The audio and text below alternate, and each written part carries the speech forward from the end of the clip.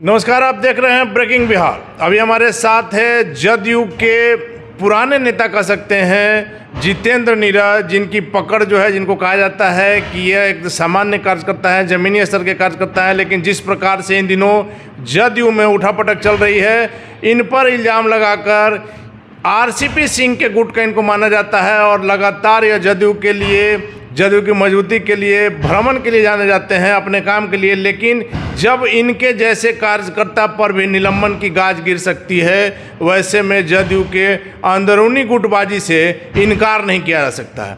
जितेंद्र नीरज जी, लगातार आप कहते आए हैं कि एनडीए में, जदयू में सब ठीक है, अब भी कहेंगे कि सब ठीक है?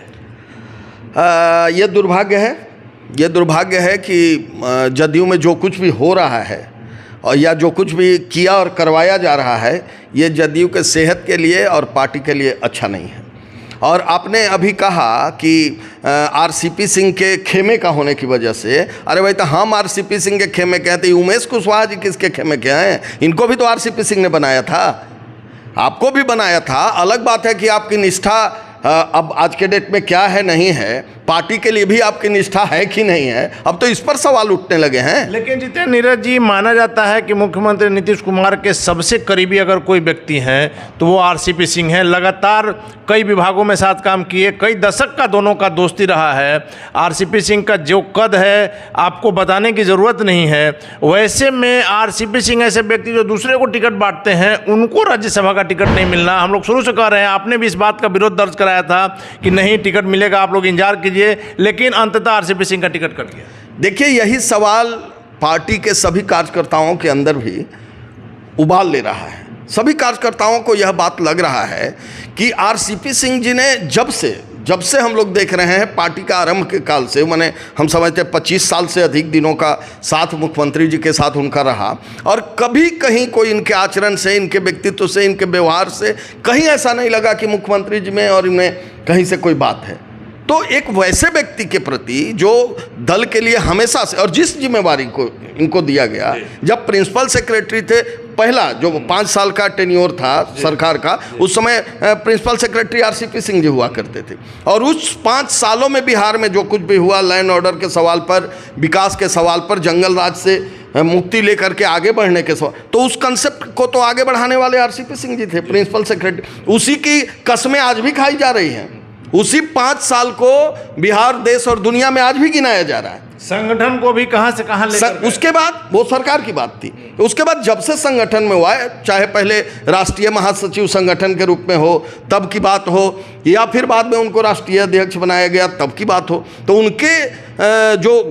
उनके द्वारा किए गए जो कार्य हैं, इसको तो सब लोग महसूस कर रहा है। और सब लोग ये आज पीड़ित हैं कार्यकर्ता इस बात को लेकर के कि एक तरफ जहां पार्टी के लिए इतना निष्ठा से काम करने वाले लोगों के साथ इस तरह से अपमानित किया जा रहा है, और दूसरी तरफ वैसे लोग जो हमेशा से मुख्यमंत्री जी के खिलाफ सार्वजनिक मंचों पर, आप तो चैनलों पर आप लोग भी चला रहे हैं, बड़े बड़े नेताओं के बड़े बड़े बयान, जिन्होंने पहले के बारे में क्या नहीं कहा, और वैसे लोगों को पार्टी महिमा मंडित कर रही है। लेकिन अब एक बात और, एक तरफ निष्ठावान, अनुशासित, पार्टी को शिल्पकार बनकर सींचने वाले कार्यकर्ताओं को पार्टी से बाहर का रास्ता दिखाया गया, अपमानित किया गया आरसीपी सिंह को। दूसरी तरफ छात्र जीवन से पार्टी के लिए संघर्ष करने वाले, पूरे निष्ठा और समर्पण के साथ काम करने वाले मेरे जैसे साधारण कार्यकर्ता को, और मैं आपको बताऊं कि मैंने कभी पार्टी के सामने कभी कोई मांग नहीं रखा। There is no demand, there is no claim. हमने कभी कोई शिकायत नहीं की, कभी कोई मांग नहीं रखा।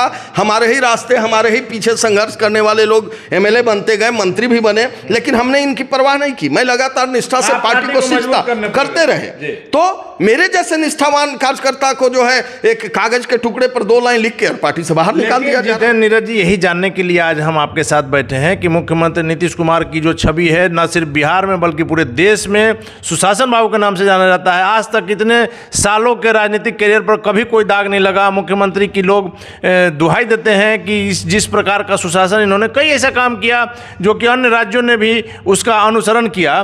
तो क्या मुख्यमंत्री नीतीश कुमार को अपनी पार्टी के अंदर की जो ये गुटबाजी है, ये जो राजनीति हो रही है, समझ में नहीं आ रहा है? अगर नहीं समझ में आ रहा है तो ये पार्टी का दुर्भाग्य है। अब कैसे आपको समझ में नहीं आ रहा है?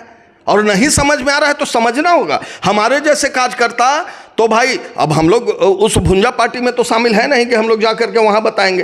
तो हमारे जैसे छोटे कार्यकर्ता तो सड़क से चिल्लाएगा, आप जैसे लोगों के मंच पर अवसर मिलेगा तो हम यहाँ से चिल्लाएंगे। तो हम लोग तो रोज चिल्ला चिल्ला के कह रहे हैं कि भाई धृतराष्ट्र मत बनिए, धृतराष्ट्र की तरह चुप मत रहिए। आपने कहा भी था मुख्यमंत्री जी को कि धृतराष्ट्र मत बनिए। हाँ, मत बनिए। इसलिए कहा कि आप बैठे हैं और आपके सामने पार्टी को बर्बाद किया जा रहा है, आपके सामने निष्ठावान लोगों पर कार्रवाई की जा रही है, और जो लोग आपके खिलाफ काम करने वाले लोग रहे वैसे लोगों को सम्मानित किया जा रहा है। सबसे दुखद है कि मुख्यमंत्री नीतीश कुमार की बनाई पार्टी और आज उनके आंख के सामने जो है पार्टी की ये स्थिति हो रही है। और इस बात का तकलीफ मेरे जैसे हर उस निष्ठावान कार्यकर्ता को इस बात का दर्द है जिसने इस पार्टी को सींचने में अपना खून और पसीना बहाया है। तो ये दर्द है, और इस दर्द को नहीं समझिएगा, कार्यकर्ताओं के इस उबाल को नहीं समझिएगा, तो फिर भगवान मालिक है। लेकिन जितेंद्र नीरज जी, एक चीज आपको मानना होगा कि आरसीपी सिंह ऐसे नेता, अनुभवी नेता, आईएएस अफसर रह चुके हैं, उनको भी लोगों को समझने में भूल हुई। हमारा इशारा कुछ वैसे लोगों की ओर है, आप समझ सकते हैं, जिन्होंने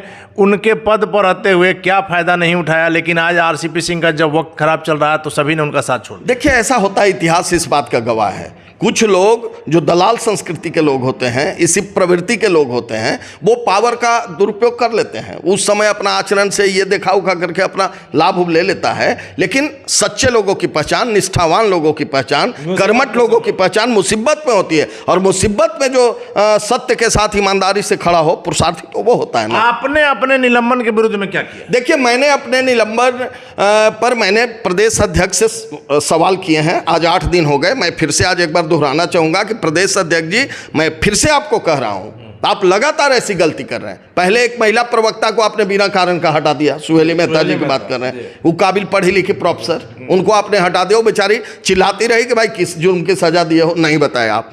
लेकिन अब आप मजिस्ट्रेट चेकिंग में फंस गए हैं। हम उन लोगों में से नहीं हैं कि अपमान का घूंट पी करके और घुटने के बल बैठ जाएंगे आपके सामने। हम उन लोगों में से नहीं हैं। और मुझे गर्व है कि मैंने इस पार्टी के लिए निष्ठा से काम किया है, मैंने इस पार्टी को मजबूत कर दिया है। आप कै दिन से हैं पार्टी में जी?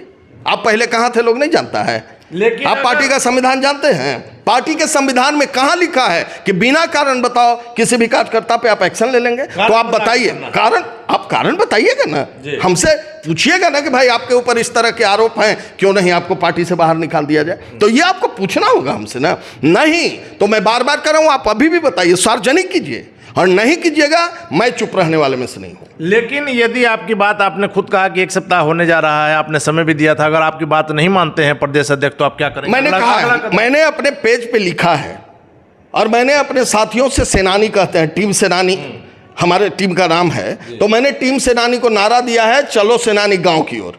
गांव से हम जुड़े हुए हैं, गांव में हमारा स्ट्रक्चर है, और हमने तय कर लिया है हम सेनानी पंचायत गांवों में लगाएंगे, बिहार के गांवों में। और इसका समापन पटना में होगा, जहां पटना के बापू सभागार में सेनानी महापंचायत लगेगा, और वहां से ये सवाल उठाए जाएंगे। और वहां तो हम बुलाएंगे, ये जो सर्वमान्य नेता हम लोगों के हैं, हम बुलाएंगे कि आप जवाब दीजिए कि इन सेनानी, हाँ बुलाएंगे, आना ना आना, उनको भी बुलाएंगे, इसलिए कि आप बताएं कि इस पार्टी के इस पूंजी और पार्टी के इस ऊर्जावान ग्रुप का क्या होगा, इनका क्या करना है। और प्रदेश अध्यक्ष जी को भी बुलाएंगे कि आप आइए और आप ये बताइए कि आपने किन कारणों से जो है हमारे ऊपर। नीरज जी, जिस पार्टी को आपने सींचा उसकी दुर्गति देखकर निश्चित ही दुख होता है। आपको क्या लगता है कि आपका जो ये आक्रोश है किसके प्रति ज्यादा? ये आक्रोश मेरा नहीं, ये आक्रोश हमारे जैसे पार्टी के हर उस निष्ठावान कार्यकर्ता का है जिसने अपने खून और पसीने से इस पार्टी के नींव को सींचा है। तो यह आक्रोश है, और कार्यकर्ता पार्टी के रीढ़ होते हैं। अगर कार्यकर्ताओं के आक्रोश का जवाब आप नहीं दोगे तो पार्टी आपकी कहां टिकेगी? ये बयान वीरों से पार्टी चलेगी जो अपने बयानों से निरंतर पार्टी को कमजोर कर रहे हैं, और निरंतर पार्टी में गुटबाजी को हवा देने वाले लोगों को आप आगे बढ़ा रहे हैं। और जो पार्टी को सींचने वाला लोग है, जिसने कभी आपके ऊपर, आरसीपी सिंह की आप बात करते हैं, मैं आरसीपी किसी के पक्ष में नहीं खड़ा हूं। ये तो जितेंद्र नीरज कार्यकर्ताओं की लड़ाई लड़ने के लिए निकला है, आरसीपी सिंह की लड़ाई थोड़े है। आरसीपी सिंह तो आज भी पार्टी में है। अरे आरसीपी सिंह तो उस व्यक्ति का नाम है, आपने 20 का प्याला दिया, पी गया, उसके बाद भी मुस्कुरा के बोला कि थैंक्स साहब का हर फैसला मंजूर है। उसके बाद आप उसके घर से सामान निकाल के फेंक दिए, उसके बाद भी वो आदमी रिएक्शन नहीं दिया, जवाब नहीं दिया। आप दो प्रदेश अध्यक्ष जी को आपने बंगला दिया हुआ है, तो वो लोग का किसी सदन के मेंबर हैं?